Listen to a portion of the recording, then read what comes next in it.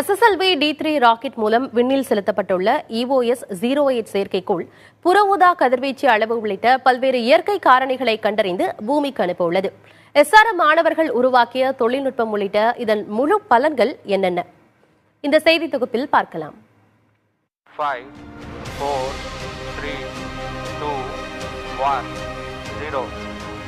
ஸ்ரீஹரிகோட்டா சதீஷ் தவான் ஏவுதளத்திலிருந்து SSLV D3 rocket விண்ணில் ஏவப்பட்டது.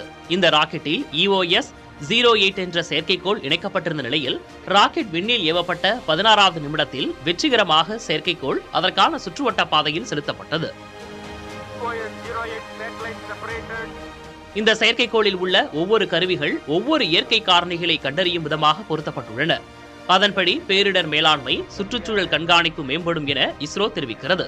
ககன்யான் திட்டத்திற்கு இந்த செயற்கைக்கோள் பேருதவி புரிய உள்ளதாக இஸ்ரோ தலைவர் சோம்நாத் தெரிவித்துள்ளார். இந்த சேட்டலைட்ல 3 பேலோட் இருக்கு. ஒன்னு ஒரு இன்ஃப்ராரெட் பேலோட் தான். we call short wave infrared, long wave infrared. ரெண்டு ஒரு பேலோட் இருக்கு. அது கேமரா, ஆப்டிக்கல் கேமரா. அது நமக்கு இமேஜஸ், தெர்மல் இமேஜஸ் எடுக்க முடியும். Forest fire, thermal signatures of factories and plants, and also the earth in thermal band. Then the second payload is called GNSS reflectometry. So using GNSS satellites reflected data from Earth as well as direct image signals, this radar system will be able to measure many parameters from surface. Third payload is called a dosimeter, which will measure ultraviolet as well as gamma ray dosage. மேலும் space kids of India என்ற அமைப்புடன் இணைந்து SRM பள்ளி மாணவர்கள் உருவாக்கிய SR டெமோசாட் செயற்கைக்கோளும் விண்ணில் செலுத்தப்பட்டது. Range operation director ने कंफर्म कर दिया है, SR0 डेमोसैट पृथक हो गया. நாங்கள் இந்த சேட்டலைட் எதுக்கு டிசைன் பண்ணோம்னா பேசிக்காக கம்யூனிகேஷன் பர்பஸ்க்காக, எமர்ஜென்சி கம்யூனிகேஷன் முக்கியமாக. எக்ஸாம்பிள் சொல்கிறேன். எக்ஸாம்பிள் ஒரு ஃபிஷர்மேன் இருக்காங்க. அவங்க கடலில் நடுக்கடலில் மாட்டிக்கிறாங்கன்னு வச்சுக்கோங்க. அப்போ அவங்க கிட்ட இந்த மாதிரி ஒரு பட்டன் இருக்கும்.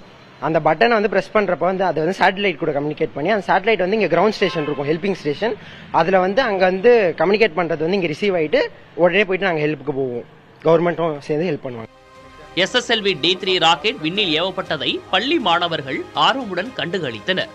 அவர்களுடன் சேர்ந்து 5000த்திற்கும் மேற்பட்ட பார்வையாளர்கள் ராக்கெட் ஏவுவதை பார்வையாளர்கள் மாடத்திலிருந்து நேரில் கண்டு ரசித்தனர்.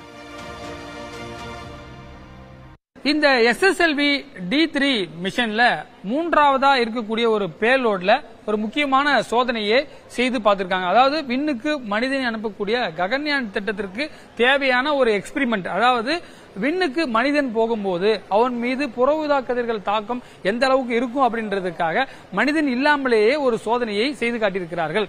புதிய தலைமுறைக்காக ஒளிப்பதிவாளர் முரளியுடன் ரமேஷ்.